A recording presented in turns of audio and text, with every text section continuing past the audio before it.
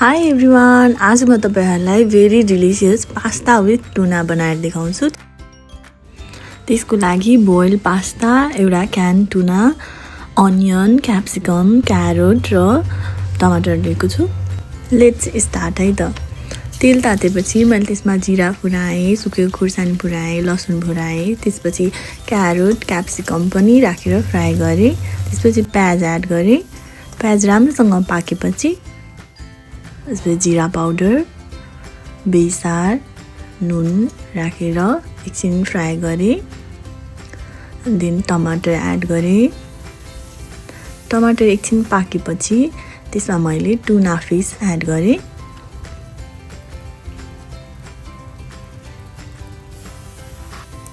मैले टुनाको लिक्विड पनि एड गरेको छु। It will make our pasta more delicious.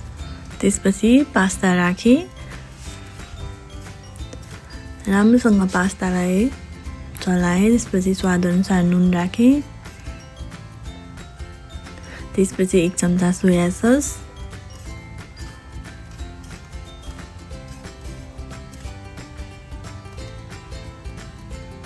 त्यसपछि 1 चम्चा केचप राखेर राम्रोसँग चलाएँ। त्यसपछि मैले चीज एड गरेँ।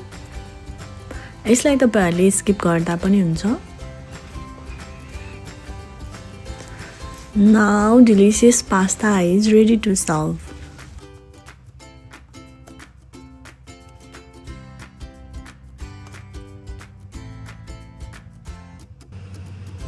लास्टमा मैले थोरै धनिया राखेको छु। Thank you for watching.